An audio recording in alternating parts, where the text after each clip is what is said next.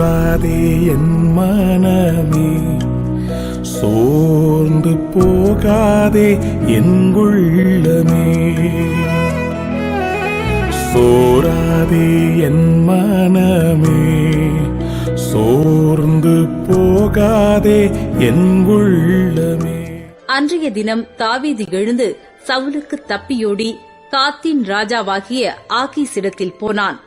ஆகீசின் ஊழியக்காரர் அவனை பார்த்து, தேசத்து ராஜாவாகிய தாவீது இவன் அல்லவோ? சவுல் கொன்றது 1000, தாவீது கொன்றது 10000 என்று இவனை குறித்தல்லவோ ஆடல் பாடலோடு கொண்டாடினார்கள் என்றார்கள். இந்த வார்த்தைகளை தாவீது தன் மனதிலே வைத்துக் கொண்டு காத்தின் ராஜாவாகிய ஆகீசுக்கு மிகவும் பயப்பட்டு அவர்கள் கண்களுக்கு முன்பாக தன் முக நாடியை வேறுபடுத்தி அவர்களிடத்தில் பித்தங்கொண்டவன் போல காண்பித்து வாசற்கதவுகளிலே கீறிக் கொண்டிருந்து தன் வாயிலிருந்து நுரையை தன் தாடியில் விழப்பண்ணிக் கொண்டிருந்தான். அப்பொழுது ஆகீஸ் தன் ஊழியக்காரரை நோக்கி, இதோ இந்த மனுஷன் பித்தங்கொண்டவன் என்று காண்கிறீர்களே, இவனை நீங்கள் என்னிடத்தில் கொண்டு வந்தது என்ன? எனக்கு முன்பாக பைத்திய சேஷ்டை செய்ய நீங்கள் இவனை கொண்டு வருகிறதற்கு பைத்தியக்காரர் எனக்கு குறைவாயிருக்கிறார்களோ? இவன் என் வீட்டிலே வரலாமா என்றான். So last week போன வாரத்தில் நாம் பார்த்தோம் அன்பானவர்களே, இந்த அவமானம், the shame that sometimes we face, and சில வேளையில இந்த அவமானங்கள் நம்முடைய வாழ்க்கையில நேரிடுகிறது, can be our own fault. நம்முடைய சிறிய வயதில் வாலிப வயதில் செய்த சில தவறுகளினால் பயங்கரமான அனுபவங்கள் நமக்கு பெரிய அவமானத்தை கொண்டு வருகிறது. பயங்கரமான அவமானத்தை கொண்டு வருகிறது. It brings about shame into our lives, and we are so embarrassed even when we think about it at a later age. பிற்காலத்தில் அதை குறித்து யோசிக்கும் பொழுது கூட நமக்கு ரொம்ப வேதனையாகவும் வெட்கமாகவும் இருக்கிறது. அது ஒன்று. சில வேளையில நம்மேல் செய்யப்பட்ட மற்றவர்களுடைய தவறுகளினால் நம்மேல் வருகிற அவமானங்கள், சின்ன வயதில் தவறான முறையில் பெரியவர்கள் நம்முடைய வாழ்க்கையில் நடந்து கொண்டதுனால நம்முடைய வாழ்க்கையில் வருகிற அவமானங்கள், இந்த அவமானங்கள் நாம் இதுக்கு ஒரு நல்ல முடிவு கொண்டு வராவிட்டால், இதுக்கு ஒரு நல்ல தீர்வு கொண்டு வராவிட்டால் நம்முடைய வாழ்க்கையில் பல வகையில் பாதிக்கிறதாக இருக்கிறது. And that is what I want to share with you briefly afterwards. Anyway, let me just recap what I shared with you last week. போன வாரம் தாவீதுடைய வாழ்க்கையை பார்த்தோம். பயங்கர அவமானத்தை சந்தித்தார்.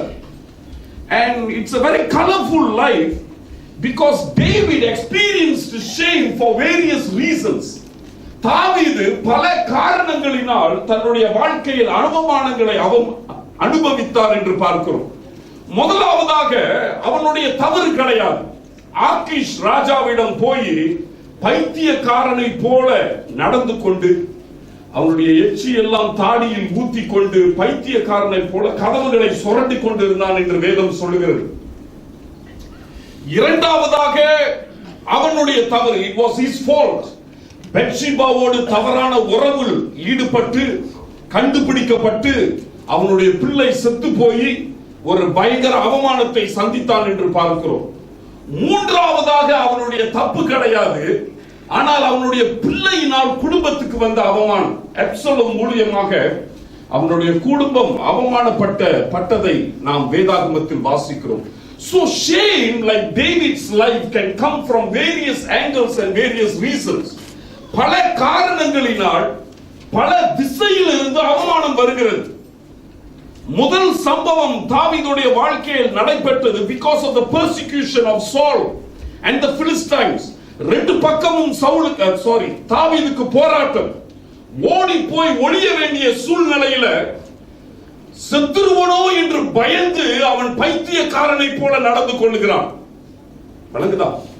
இரண்டாவதாக அவன் செய்த தவறு, அவனுடைய இச்சையை அடக்க முடியாததனால, because he could not control his lust, he had to commit adultery and then he murdered the husband. And then he was the cause of the death of his own child. So that was his lust that drove him to shame.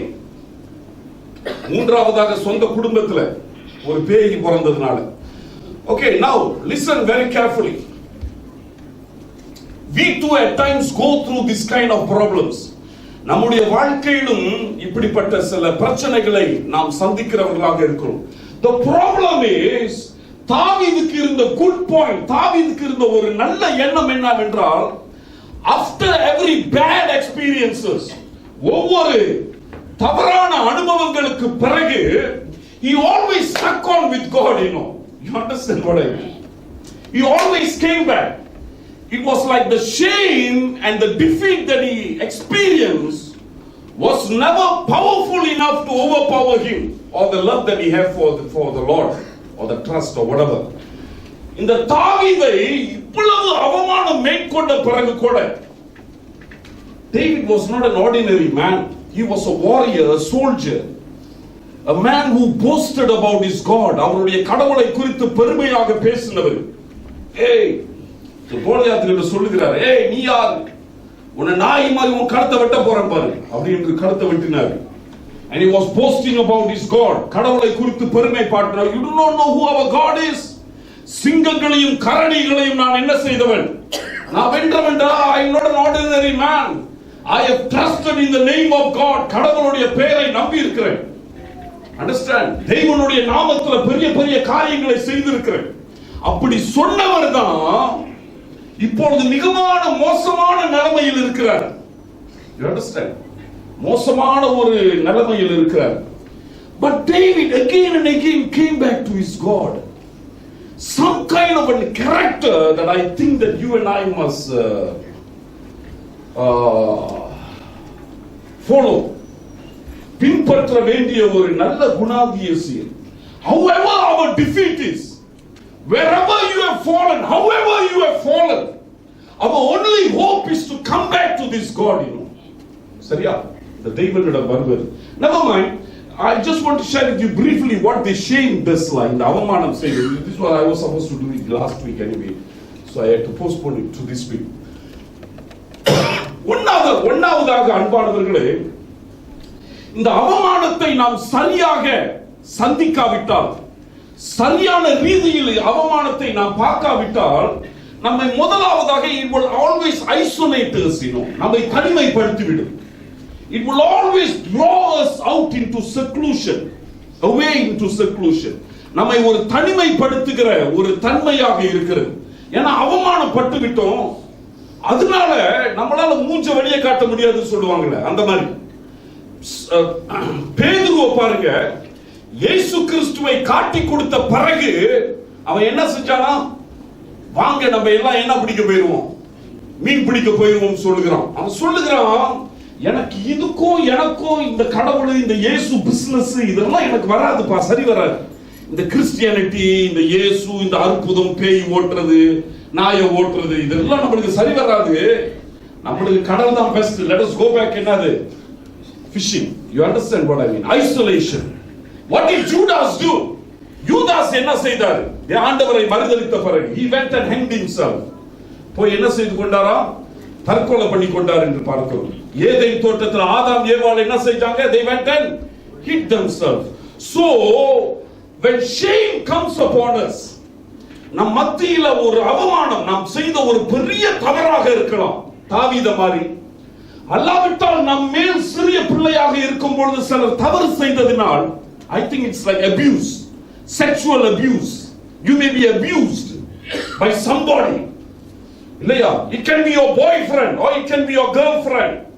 It can even be your parents or relatives or friends. Somebody touched you where you should not have been handled at all. You understand? They took advantage of you. சில நேரங்களையும் சூழ்நிலையும் பயன்படுத்தப்பட்டு நீங்கள் அவமானப்படுத்தப்பட்டு இருக்கிறீர்கள். இந்த அவமானம் அன்பானவர்களே உங்களுக்கு மட்டும்தான் தெரியும், சிலருக்கு ஒருவேளை தெரிஞ்சிருக்கலாம். But it will always draw you away. And then the second thing is depression. அழுத்தம் என்று சொல்லுவோமே. Because it tortures your mind. It tortures your mind. வேதம் சொல்லுகிறது 7 நாட்கள் தாவீது சாப்பிடாமல் தண்ணி குடிக்காமல் இருந்தார் என்று. திருடி குடிச்சிருக்காரு ஒருவேளை. இப்படி 7 நாள் தண்ணி குடிக்காம உயிர் குடிக்கிறார். But he refused to eat. He was on the ground. He was on the floor.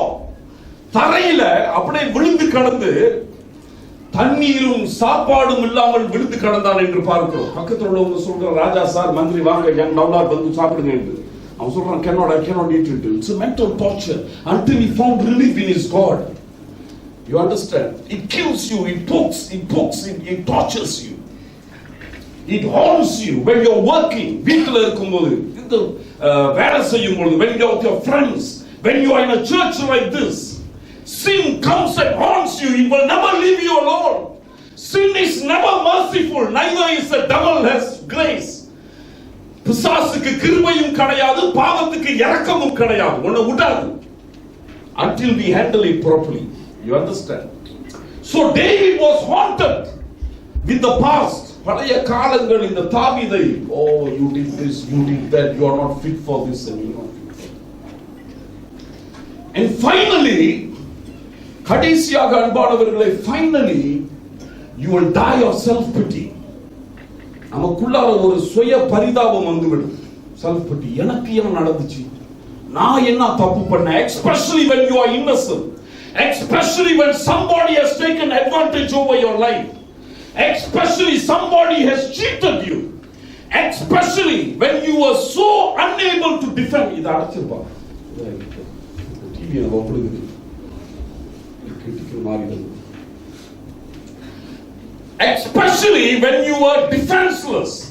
உங்களால சொந்தமாக தற்காத்துக் கொள்ள முடியாத ஒரு சூழ்நிலையில உன்னை ஏமாத்தப்பட்டு நீ அவமானப்படப்படுறது பத்தியா?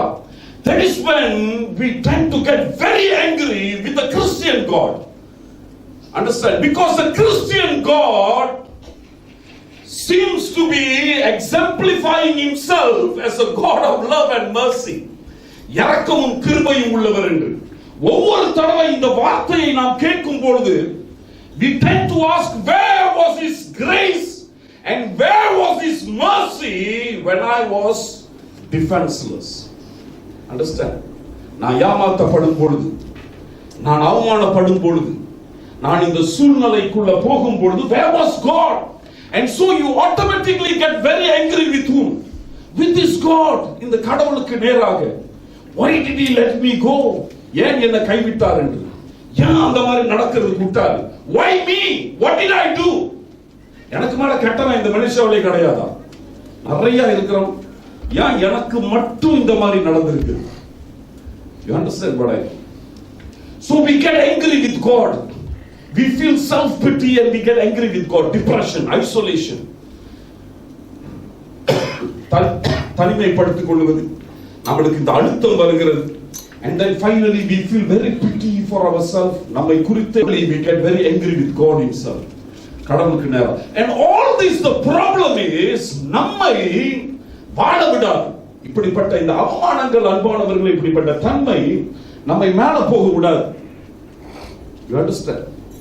It will never let you prosper and progress to fulfill the purposes for which God has actually created you. நம்மை படைத்த ஆண்டவர் ஒரு நோக்கத்தோடு படைத்திருக்கிறார். அந்த நோக்கத்தை நிறைவேற்றாத படிக்கு இப்படிப்பட்ட அழுத்தங்கள் நம்மை வாழ விடாது. The purpose is to destroy you and see you, make sure that you go into the grave as a failure.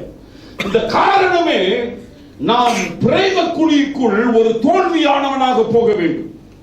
And you go there screaming at the world and at God and everybody else. Why was I born? Where was God? Why did my relative did this to me? Why did my friend whom I trusted did this to me? You understand? Why did my husband did this? Why did my wife do that? Why did my children or why did my parents did this? You understand? The purpose, அவனுடைய நோக்கமே is to destroy our destiny. உங்களுடைய எதிர்காலத்தையும் உங்களுடைய நல்ல வாழ்க்கையையும் நாசமாக்குவதற்காக. Before I go on to the solution that the Bible, I believe, gives us, or the Holy Spirit gives us, பரிசுத்த ஆவியானவர் நமக்கு கொடுக்கிற பதிலை நான் உங்களோடு பகிர்ந்து கொள்வதற்கு முன்பதாக, I just want to share with you with what I concluded last week. போன வாரம் நான் முடித்த ஒரு காரியத்தோடு நான் திரும்ப உங்களுக்கு ஞாபகம் ஊட்ட விரும்புகிறேன். எபிரேயர் 4வது அதிகாரம் 15 சொல்லுகிறது, ஆண்டவராகிய இயேசு கிறிஸ்து நம்மை போல எல்லா வகையிலும் என்ன செய்யப்பட்டாராம்? சோதிக்கப்பட்டார் என்று. வாசித்து பாருங்களேன். நம்முடைய பலவீனங்களை குறித்து பரிதபிக்க கூடாத பிரதான ஆசாரியார் நமக்கிறாமல் எல்லா விதத்திலும் நம்மை போல் சோதிக்கப்பட்டு, எல்லா விதத்திலும் நம்மை போல என்ன செய்யப்பட்டாராம்? சோதிக்கப்பட்டாராம். He went through every trial that you are going through. The pain that you go through at night, don't you ever think. Sometimes we say, சலவல்ல நம்ம நினைப்போம் இல்ல, எனக்கு வந்த இந்த கஷ்டமும் அவமானமும் எவனுக்குமே வரக்கூடாதா அப்படின்னு நினைப்போம். அல்லாட்டி நினைப்போம், என்ன மாதிரி இந்த உலகத்துல கஷ்டப்படுறவன் யாருக்கும் இல்லடா, யாருக்கும் தெரியாது, செத்துட்டா நல்லாதான் இருக்கிறேன், ஆனா சாவறதுக்கு வேற பயமா இருக்குது. அதுதான் அந்த மாதிரி ரொம்ப சீரியஸா இருக்கிறீங்க. நாங்க அங்க ஜோக் அடிச்சு பார்க்கிறேன். சரி, பார்த்து சீரியஸான டாபிக் போடுங்க.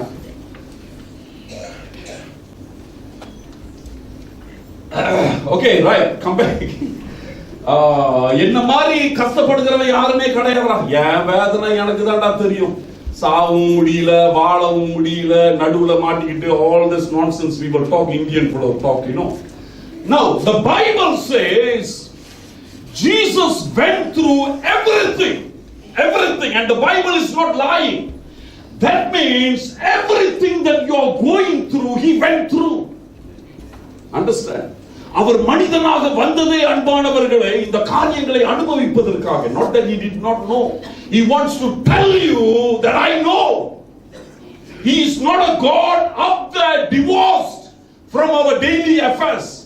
நம்முடைய ஒவ்வொரு நாளுடைய சோதனை, பிரச்சனைகள், குழப்பங்கள், கலக்கங்களிலிருந்து தூரத்தில் தள்ளி வைக்கப்பட்ட தெய்வம் கிடையாது. Understand? He came to tell you that I know what you are going through. I know the pain that you go through. I know the struggle. I know the temptation. I know everything. And எபிரேயர் அததான் ஞாபகம் ஊட்டுகிறார். I know what you are going through. When you are so suicidal, when you thought that death is preferred rather than life, Jesus comes and tells, I know that. I know what you are going through. And the Bible says he went through the same trials that we went through and the temptations that we went through. நாம் சந்தித்த சோதனைகள், நாம் சந்தித்த கஷ்டங்கள், உபத்திரவங்கள், பிரச்சனைகள், சவால்கள். The only difference is we fell into sin, but he never fell into sin. நாம் பாவத்தில் விழுந்தோம், அவர் பாவத்தில் விழவில்லை. ஆனால் நாம் சந்தித்த எல்லா வேதனைகளும் அவர் என்ன செய்தார்? அவர் சந்தித்தார் என்று வேதம் சொல்லுகிறது.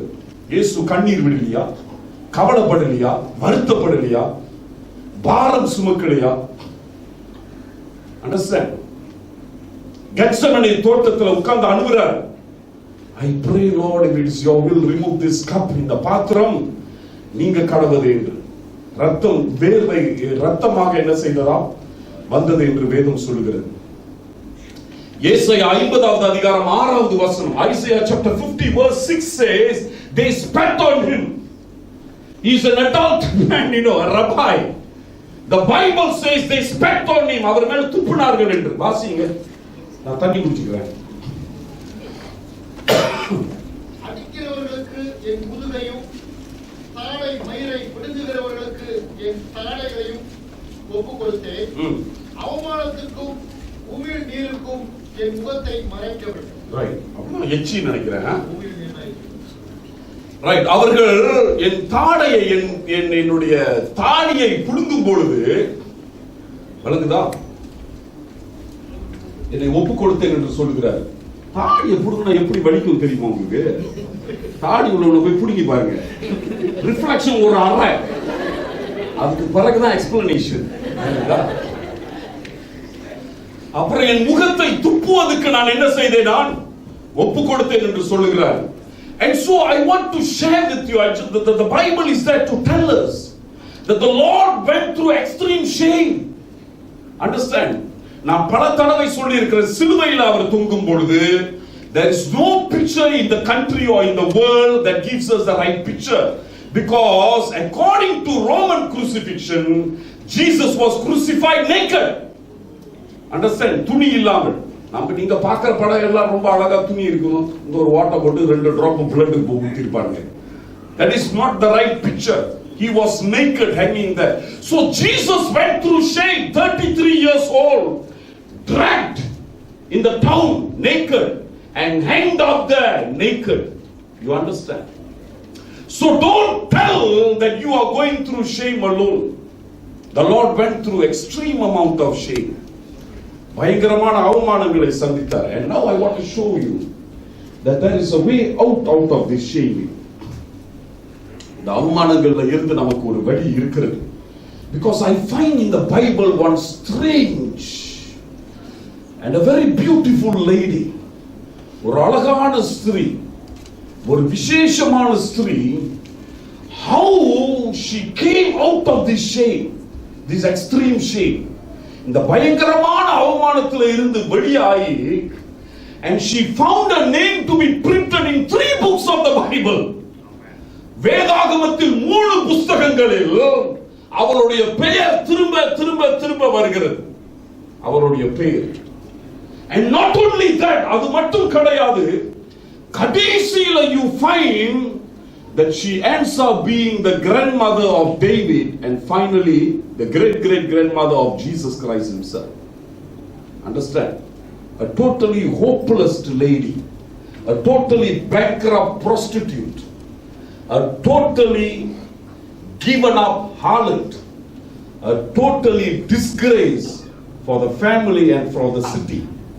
பட்டணத்துக்கும் குடும்பத்துக்கும் எல்லாருடைய பேரையும் நாசமாக்கி கெடுத்த ஒரு விபச்சாரி. வேதாகமத்தில் அன்பானவர்களே 3 புத்தகங்களில் அவளுடைய பெயர் வருகிறது, வேறு வேறு நேரங்களில் எழுதப்பட்ட புத்தகங்கள். You find a name, அவருடைய பெயரை மத்தேயுல பார்க்கலாம், எபிரேயர்ல பார்க்கலாம், ஜோஷுவாவுல பார்க்கலாம். ராகா என்ற ஸ்திரீ. Let us turn and study her because she gives us some clue how to get out of this problem. Joshua chapter 2 verse 18. யோசுவா 2வது அதிகாரம் 17வது வசனம். 17 தமிழ்ல, 18 இங்கிலீஷ்ல. படிங்க பாப்போம். அந்த மனுஷர் அவளை நோக்கி, இதோ நாங்கள் தேசத்துக்குள் பிரவேசிக்கும் போது நீ இந்த சிவப்பு நூல் கயிற்றை எங்களை இறக்கிவிட்ட ஜன்னலிலே கட்டி உன் தகப்பனையும் உன் தாயையும் உன் சகோதரர்களையும் உன் தகப்பன் குடும்பத்தார் அனைவரையும் உன்னிடத்தில் உன் வீட்டிலே சேர்த்துக்கொள். Now listen. ராகா பண்பானவர்களே மோசமான பொம்பளையிலும் மகா மோசமான பொம்பளை. Think about the worst dirt in Skudai, and Rahab beats her hands down. Rahab அதுக்கு மேல மோசமானவர். Why do I say that? Because இஸ்ரவேல் ஜனங்கள் பார்வையில் அன்பானவர்களே இது அழிக்கப்பட வேண்டிய கானானியர் பட்டணம். The Canaanites, God was very angry with the Canaanites because of their sin. இந்த கானானியர்கள் செய்த பாவத்தின் நிமித்தம் கடவுள் அந்த தேசத்தையே அழிக்க வேண்டும் என்று என்ன செய்துட்டாரு? தீர்மானிச்சிட்டாரு. He was angry with the Canaanites, the wrath of God. தேவனுடைய கோபாக்கினை கானானியர்கள் மேல ஊத்த போகிறார். And ராகாப் அந்த பட்டணத்தில் ஒருத்தி. அவ உருப்படியான பொம்பளையா? அது என்ன சொல்லுது பைபிள் சொல்கிறது? அவள் ஒரு விபச்சாரி. She was a Gentile, she was given up for destruction, and then she was also a prostitute. You understand? So you can imagine God's grace coming upon a lady like that, you know. I find a lot of hope when I read this lady. இந்த பொம்பளையை படிக்கும் பொழுது நம்மள மாதிரி பாவிகளுக்கு ரொம்ப ஒரு நம்பிக்கை வருகிறது. You don't get that kind of a hope when you read about John, James, Andrew, Elisha, Elijah, Moses and Abraham. ஆபிரகாமை பத்தி படிக்கும் பொழுது, எலிஷாவை பத்தி படிக்கும் பொழுது, மோசேயை பத்தி படிக்கும் பொழுது, புதிய ஏற்பாடுல அப்போஸ்தலர்களை குறித்து படிக்கும் பொழுது அவர்களை பற்றி படிக்கிற நம்பிக்கையும் தைரியமும் இந்த ராகாப்பை போல பொம்பளைகளை குறித்து படிக்கும் பொழுது வர மாட்டேங்குது. You know why?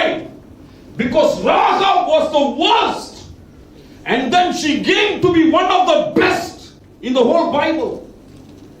மிக மோசமான நிலைமையில இருந்து அவள் மிக உயர்ந்த ஒரு மதிப்புக்குரிய ஒரு இடத்துக்கு ஆண்டவர் உயர்த்துகிறார் என்று பார்க்கிறோம்.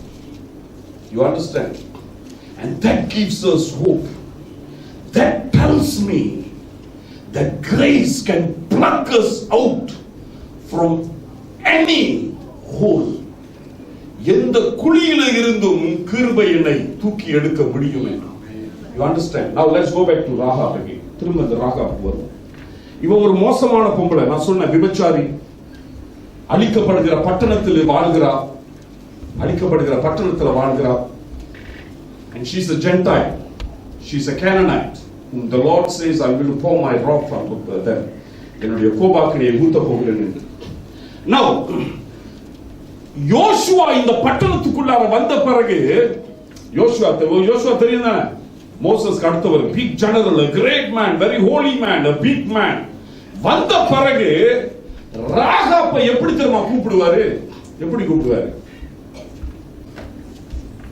ராகாப்பை பத்தி சொல்லுவாரு, அந்த விபச்சாரி இருக்கால அவளையும் அவ குடும்பத்தையும் என்னடா, he tells the two spies, hey, அந்த விபச்சாரியை போய் கொண்டு வாடா அப்படி என்று சொல்லுகிறார். He doesn't even call her by name because Joshua was a Jew, an Israelite, a holy man, a man who has stood in the presence of God. தெய்வனுடைய பிரசன்னத்தில் நின்றவன், பரிசுத்தவான், கடவுளுடைய பிரதிநிதி, தெய்வனுடைய சேனைக்கு தலைவன். He doesn't even want to call her by name.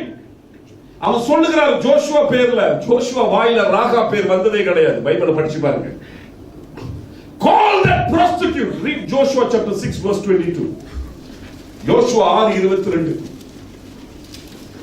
யோசுவா தேசத்தை வேவு பார்த்த இரண்டு மனிதரை நோக்கி, நீங்கள் அந்த வேசியின் வீட்டிலே போய் நீங்கள் அவளுக்கு ஆணையிட்டபடி அந்த ஸ்திரீயையும் அவளுக்கு உண்டான யாவையும் அங்கே வெளியே கொண்டு வாருங்கள். ராகாப்னு பேர் சொல்லிருக்கலாம் தானே, உன் ஆட்களை காப்பாத்தினா தானே அவா, அம்மாவா இல்லையா? சொல்லி விட்டுருந்தானா உனக்கு எவ்வளவு டேஞ்சர், எத்தனை பேர் செத்துருப்பான் உன்னுடைய ஆளு. சொல்லி விடாம உன் ஆளை காப்பாத்தினா, இந்த ஜோஷுவா பையன் உள்ள வந்து சொல்றான், அந்த வேசியை என்ன செஞ்சுட்டு வா, கொண்டு வா.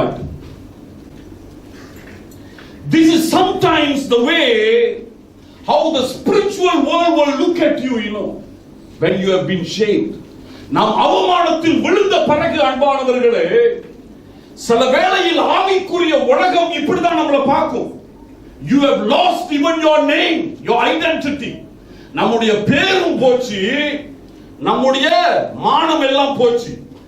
நம்ம விழுந்தோம் பத்தீங்களா, அந்த தொழில் தான் எல்லாத்துக்கு முன்னாலே என்ன செய்யும் இருக்கும். ஏய், அந்த வீட்டுக்கு போய் கூட்டிட்டு வா, அவன் தாண்டா, எவன் வீடு அவன், எவன் அவன் தாண்டா 5 பொண்டாட்டி வச்சிருக்கிறானே, அவனை கூட்டிட்டு வா. அப்படிதான் கூப்பிடுவானுங்க. வழங்குதா? அந்த பொம்பளை தான் வருஷத்துக்கு ஒண்ணு மாத்துமே, அதான் கூட்டிட்டு வா, அந்த வீட்டுக்கு போ. You understand? So this is how people will look at us, and this is the name that we will finally inherit in our embarrassment and humiliation. நம்முடைய அவமானத்திலும் நம்முடைய விழுந்த இடத்திலும் இந்த பேர் தான் நிற்கும். Understand? இந்த பேர் தான் அப்படிதான் நிற்கும். அந்த அவமானம், அந்த பேர், அந்த அவமானம் நமக்கு பேராக மாறிடும். சோ ஜோஷுவா சொல்லுகிறார், அந்த வேசியை கொண்டு வா, அந்த விபச்சாரியை கொண்டு வா. அவன் நல்லது செஞ்சிருக்கிறான் இவளுக்கு. அப்ப கூட it doesn't matter. இவளுக்கு தெரியுமா ஜோஷுவாக்கு அவன் வேசின்னு தெரியாது. Understand? It must be the spies who would have let it out. She was actually a prostitute. And so it stuck on Joshua, a prostitute. Bring that prostitute in. சொல்லுகிறார், bring that prostitute in. Understand? It was from this pit, in the இருளில் இருந்து, from this darkness, இந்த பயங்கரமான குழியிலும் அவமானத்திலும் இருந்து, you find that Rahab coming up into a glorious maiden. Understand? A great grandmother of David himself. மத்தேயு முதல் சுவிசேஷ புத்தகத்தில் 5வது வசனத்தில், within the first 5 verses, even before Jesus Christ, you will read about Rahab. So அன்பானவர்களே, from any pit, from any humiliation, I want you to remember this. What saved Rahab? ரேகப்பை காப்பாத்துனது என்னது? நம்ம படிச்சோம்ல 2:17 தமிழ்ல, ஆங்கிலத்துல 2:18, 2:18 in Joshua chapter 2 verse 18 and what is that? Joshua 2:17 தமிழ்ல, நீ இந்த செவுத்த கயிறை என்ன செய்ய? உன்னுடைய வீட்டுல என்ன செய்ய? கட்டி போடு. இந்த செவுப்பு கயிறு, the red cord. And when we see the red cord, we will save you. Look at the next verse. அடுத்த வசனம் படிங்க. இல்லாவிட்டால் நீ எங்கள் கையில் வாங்கின ஆணைக்கு நீங்களாய் இருப்போம். எவனாகிலும் உன் வீட்டில் வாசமாய் இருந்து வெளியே புறப்பட்டால் அவனுடைய இரத்தபலி அவன் தலையின் மேல் இருக்கும். Now, okay, thanks brother. Now, what saved Rahab? ராகாப்பை காப்பாத்துனது என்னது? அந்த சோப்பு கயிறு, the red cord. You understand? Hey, can you remember? கொஞ்ச நேரம் பேக் இது பண்ணி பாருங்க, பின்னால போய் பாருங்க. What saved the Israelites? The blood. And blood is blue color. No, blood is red. Okay. Right, the blood of the lamb. What is saving Rahab now? The blood. New Testament, what saves us? The blood. You understand? So listen very carefully. Listen very carefully. எந்த அவமானம் நாம் சந்தித்திருந்தாலும் அன்பானவர்களே, ஒவ்வொருவருக்கும் என்ன இருக்கிறது? There's a red cord. And this is the red cord that will save us. நம்மை காப்பாற்றுகிறது இந்த soap கயிறு தான். Understand? Joshua 2:18 தமிழ்ல, தமிழ் வேதாகமம், the verses are just up and down in English and Tamil. யோசுவா 2:18 சொல்லுகிறாரு, இந்த ரெட் கோட் இருக்கிற வீட்டுல ஒண்டி தான் என்ன செய்யப்படும்? காப்பாற்றப்படும். நீ வீட்டுக்கு வெளியே இருந்தா நீ என்ன செஞ்சிருவேன்? நான் பொறுப்பு கிடையாது, நீ செத்து போயிருவேன்னு சொல்லுகிறார். You understand? Your way out of all dark experiences, sin, tragedy, humiliation is to believe that you got a red cord.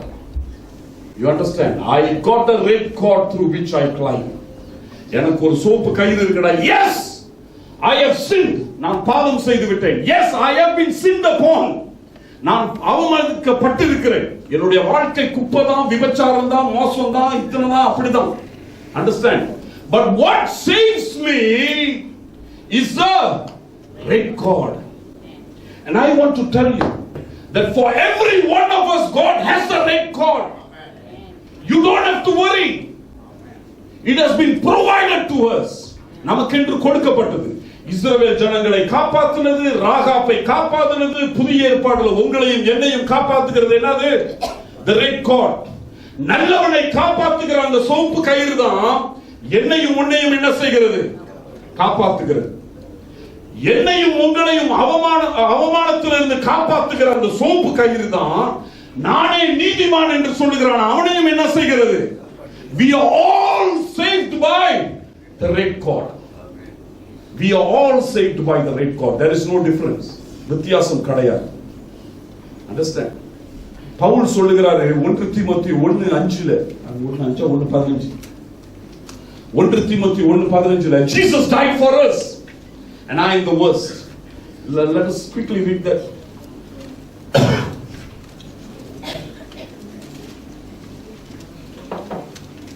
சீக்கிரம் 1 தீமோத்தேயு 1:15 நினைக்கிறேன். பாவிகளில் பிரதான பாவி நான் சொல்றேன். கிறிஸ்து இயேசுவே உலகத்தில் வந்தார் என்கிற வார்த்தை உண்மையும் எல்லா அங்கீகரிப்புக்கும் பாத்திரமானது. அவர்களின் பிரதான பாவினார். There you are. Paul says, I got a red cord also. பாவிகளை ரட்சிப்பதற்கு கிறிஸ்து இயேசு வந்தாரு. எல்லாத்துலயும் மோசமானவன் யாரு? நாதான். I got a red cord. Understand? The red cord is the place through which, or the venue through which we escape.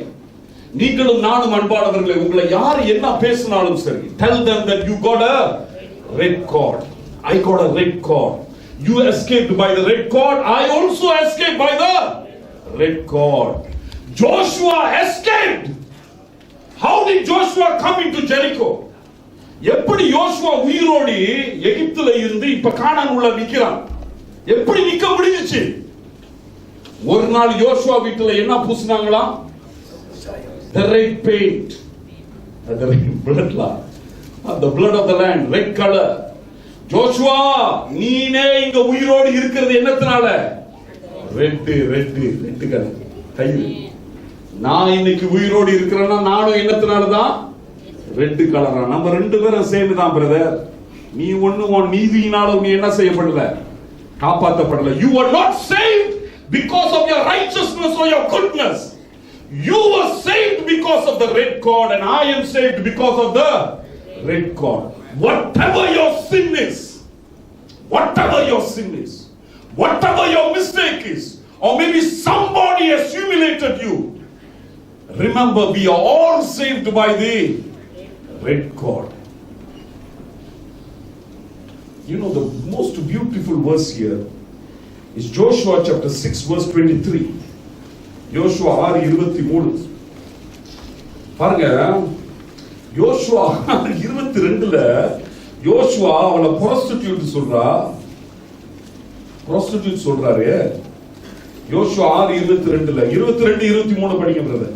யாராவது படிங்க. யோசுவா தேசத்தை வேவு பார்த்து 2 புருஷரை நோக்கி, நீங்கள் அந்த வேசியின் வீட்டிலே போய் நீங்கள் அவளுக்கு ஆணையிட்டபடி அந்த ஸ்திரியையும் அவளுக்கு உண்டான யாவையும் அங்கே இருந்து வெளியே கொண்டு வாருங்கள் என்றான். அப்பொழுது வேவுக்காரர்கள் அந்த வாலிபர் உள்ளே போய் ராகாபையும் அவன் தகப்பனையும் அவன் தாயும் சகோதரர்களையும் அவருக்குள்ள யாவையும் அவள் குடும்பத்தார் அனைவரையும் வெளியே அழைத்து கொண்டு வந்து அவர்களை இஸ்ரவேல் பாளையத்துக்கு புறம்பே இருக்கும்படி பண்ணினார்கள். Can you see the beauty of verse 23 or not? 23வது வசனம் இல்லையா?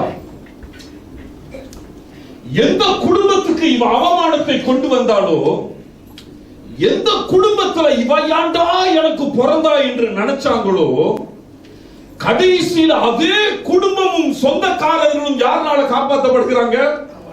ராகாப்னால. You understand? The disgrace of the family actually brought grace for the whole family. The worst in the family turned out to be the best. And that's what the red cord can do, you know. That's what the red cord can do. Understand? குடும்பத்துல எவ மோசமானவை என்று நினைச்சிருப்பாங்களோ அவங்க அப்பா அம்மா என்று சொல்லுகிறது பைபிள்ல. அப்பனா அவங்க அப்பா அம்மா இன்னும் உயிரோடு இருந்திருக்கிறாங்க இல்லையா? அவங்க அப்பா அம்மா ஒன்னாதான் இருந்திருக்கிறாங்க நல்லா. ஒரு புருஷன் ஒரு பொண்டாட்டிட்டு இதுதான் விபச்சாரம் பண்ணிட்டு அலையுது. எப்படி இருந்திருக்கும் அந்த குடும்பத்துக்கு? ஆனத்தை வாங்குறாடா, கட்டவடா, சுத்து பூ மாட்டுறாடா, சொத்துல இருந்து கீழே உருவ மாட்டுறாடா, எவ்வளவு கொள்ள மாட்டாடா, பாய்சன் சைனைட் கொடுக்க மாட்டாடா. எங்கடா அந்த அல்கைடா போனா ஒரு பொம்மை போடும் பொழுது உயிரோடு இருக்கிறாரு. என்னெல்லாம் பேசியிருப்பான்னு தெரியல. இந்த சொந்தக்காரனுங்க பெற்றோர்கள் விட்டாலும் எவன் விட மாட்டான், சொந்தக்காரன் விட மாட்டான். வந்து கிண்டுவான். மகளை அங்க பார்த்தேன், சக்குரா விட்டாங்க போனிச்சு, பங்களா கூட எல்லாம் போனிச்சு, கிண்டுவான். அவங்க விட மாட்டான். கிண்டி கிண்டி கிண்டி கிண்டி நம்மளை நோண்டி எடுத்துருவான். ஆட்டை எடுக்கிற வரல கிண்டிக்கிட்டே தான் இருப்பான் எவனாவது. Now the Bible says it was Rahab who rose up to save her. The whole family. The whole family. Everyone who spoke against Rahab was saved from destruction because of the prostitute. And this is what the Bible tells me the red cord can do. Understand? From the worst it can make you the best. நான் நினைக்கிறேன் வெளியே வந்து எரிகோ அழிஞ்சு போய் எல்லாம் தூசியா போன பிறகு அவங்க அப்பா அம்மா சொந்தக்காரன் எல்லாம் யார் காலில் உட்கார்ந்து விழுந்திருப்பானுங்க? ராகாப் காலில் விழுந்திருப்பானுங்க. தெய்வமே காப்பாத்திட்டே இருக்கல, நீ இல்லாட்டி நாங்களும் என்னது எலும்ப கூட கண்டுபிடிக்க முடியாது. இந்த இஸ்ரவேல்காரங்க அப்படி அடிச்சு போட்டுட்டாங்க எங்களுடைய பட்டணத்தை. You understand what I mean? So don't give up, people of God. Whatever, whoever you are, நீ யாராக இருந்தாலும் சரி, யார் உன்னை கட்டவே என்று சொன்னால் கூட சரி, believe there is a red cord for you. There is a red cord for you. Never forget that. எதை நீ மறந்தால் கூட when the arrows comes against you viciously, பயங்கரமாக ஈட்டிகள் உன் முன்னால வரும்போது மறந்துடாத, உனக்கும் ஒரு என்ன இருக்கிறது, red cord. And as long as you hang it outside the house, the Bible says you and your family will be saved. So what is our only solution? The red cord, the blood of Jesus Christ. Jesus Christ, nothing else. Come to him. Understand? உங்களுக்கு எதுவுமே தெரியாட்டி கூட பரவாயில்லை. It doesn't matter what you do not know the Bible or you didn't read theology or anything like that. It doesn't matter. You don't need to. All you got to know is that this Jesus will never let you down. This Jesus will save you. Understand? புதிய ஏற்பாடுல யோவான் 8, இது நம்மளுடைய அனைவருக்கும் தெரியும். Again a prostitute was caught. She was caught red-handed. And Jesus says, never mind, you go. I don't condemn you. I give you a red cord again. நான் உனக்கும் என்ன செய்கிறேன், ஒரு சிவப்பு கயிறை தருகிறேன். Jesus gives us red cords whenever we trust him. He gave it to Peter, he gave it to Paul, he gave it to the apostles, he gave it to the Old Testament people, he gave it to the sinner, he gave it to the saint. And it is the red cord in the சிவப்பு கயிறு அன்பானவர்களே will raise you up beyond your imagination. Understand? The greatest king of Israel was David until today. உங்களுக்கு தெரியும். That's all at least the religious people see him as. இல்லையா? இன்னைக்கு கூட they call it the city of David. And they are map on the flag and the star, they call it the star of David, right? அந்த David உன் பாட்டி பேர் என்னது? Rahab. Understand? My grandmother is Rahab. God chose it to be like that. தேவன் தேர்ந்தெடுத்திருக்கிறார் to show people like you and me, உங்களுக்கும் எனக்கும் காட்டுவதற்காக. He is able to pick you from the darkest pit and put you on the highest mountain. He is able to do it. Amen. The red cord, he trusts the blood of the son of his son Jesus Christ. இந்த இயேசு கிறிஸ்துவுடைய ரத்தம். And these two pictures are there in the Bible to show us that the blood of Jesus Christ is more powerful than the greatest sin that you can commit or has been committed upon you. Understand? நாம் எவ்வளவு பெரிய பாவம் செய்து அவமானத்தில் விழுந்திருந்தால் கூட, எவ்வளவு பெரிய அவமானம் நம் மேல் செலுத்தப்பட்டிருந்தால் கூட, நீங்க நம்பணும் அன்பானவர்களே, இந்த சிவப்பு கயிறு நீங்கள் நினைக்க முடியாத இடத்துக்கு உங்களை என்ன செஞ்சிரும், கொண்டு போயிடும். ராகாப் நினைச்சிருப்பாளா அவளுக்கு திரும்ப ஒருத்தன் கல்யாணம் பண்ணுவான்ட்டு? அவளை எல்லாத்துக்கும் தெரியும் அவ கானானியரிலும் அவள் ஒரு விபச்சாரி, ஒரு வேசி என்று. அவளை ஒருத்தன் கல்யாணம் பண்ணிக்கிட்டான். நாகூம் அவன் பேரு. மத்தேயு 1:5 நீங்க படிக்கலாம், அவன் பேர் வரும். சல்மோனா? சாலமன் மாதிரி இருக்குது. சல்மோன் கல்யாணம் பண்ணிக்கிட்டான். அப்புறம் ஓபேடா, அப்புறம் ஜெஸ்ஸி, அப்புறம் David. You understand? All of them were stars, you know. அவளுக்கு பிறந்தவன பாரு, பயங்கர ஸ்டார் பிறந்திருக்கான். ஓபேட். அவனை பத்தியே ஒரு புக் இருக்குது பைபிள்ல. ரூத்தோட புருஷன் தானே அவன். போவாஸா? நான் தான் ராங்கா விட்டுக்கிட்டு இருக்கிறேன், நீங்களும் கேட்டுக்கிட்டே இருக்கிறீங்க. சரி படிக்க பிரதர், படிக்க. ஆமா சரிதானே? ஆமா, நான் இன்னைக்கு தான் ராங்கா போயிருக்கிறேன். ரேசா நீ பயப்படாத, உனக்கு ஒரு ரெட் கார்டு இருக்கு. உன்னை பத்தி no don't very colour all changing, you know. Princess Diana மாதிரி மாற போறாரு. ஓகே பிரதர் படிங்க.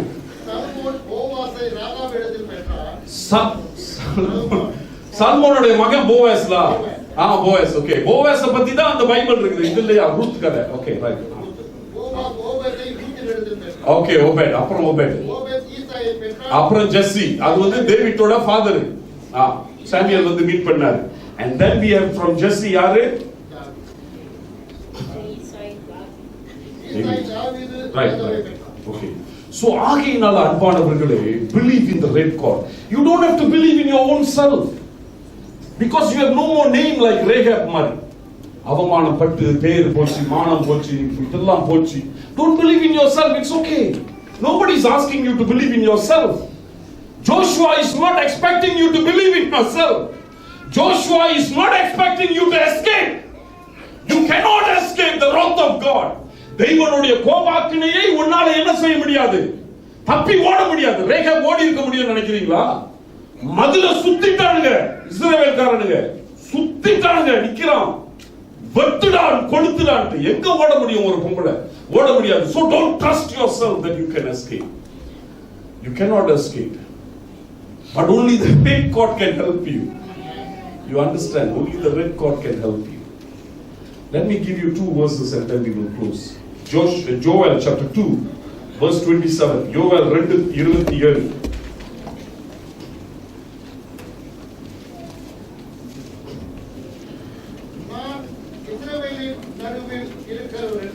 நான் இஸ்ரவேலின் நடுவில் இருக்கிறேன். I am in the midst of you. That's what he is saying. I am in the midst of you. I am not far away. I am not in America. I am not in UK. He is there, all right, but he is in the midst of you. உங்கள் மத்தியில இருக்கிறேன். நானே உங்கள் தேவனாகிய I am your God.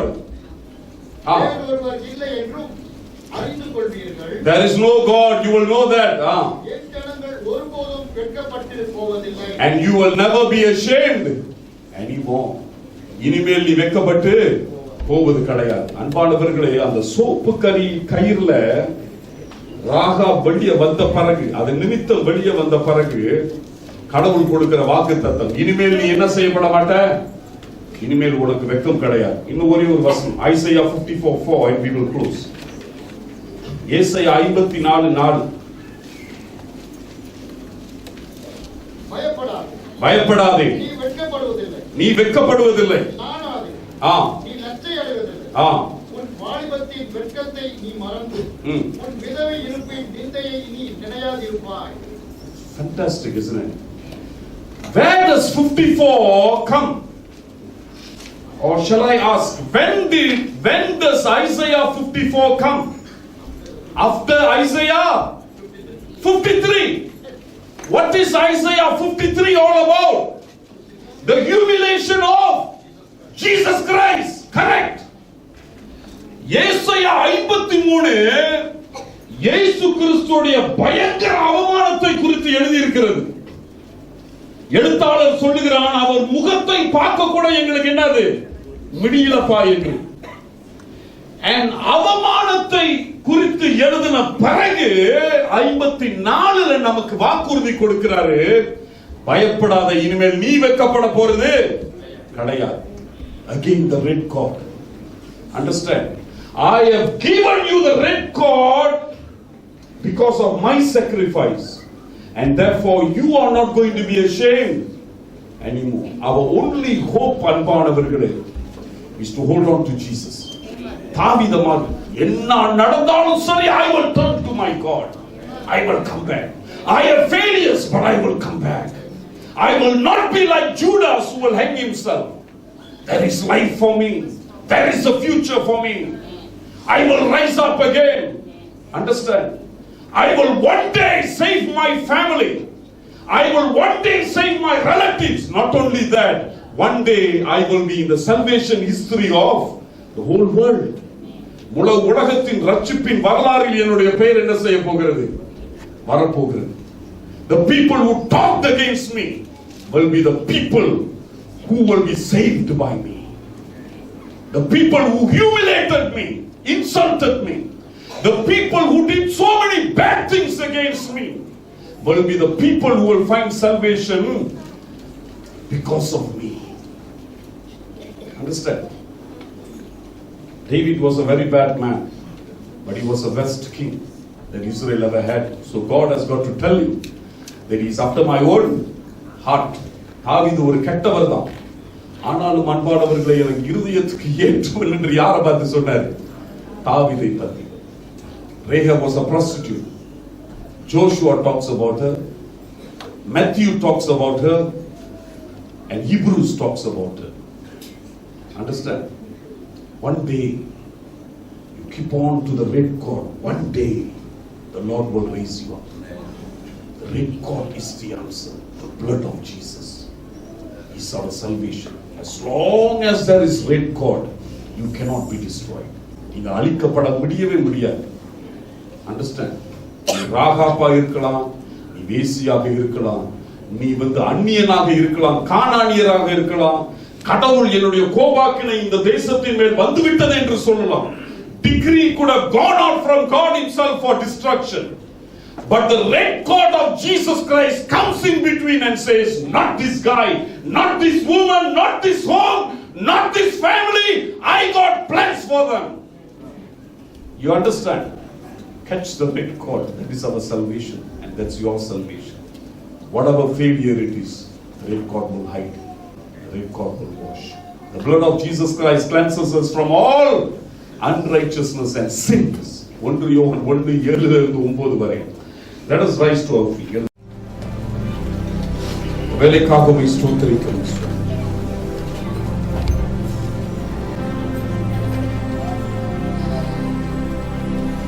தகப்பனே, பிரசனம் எங்களோடு இருப்பதற்காக ஸ்தோத்திரிக்கிறோம்.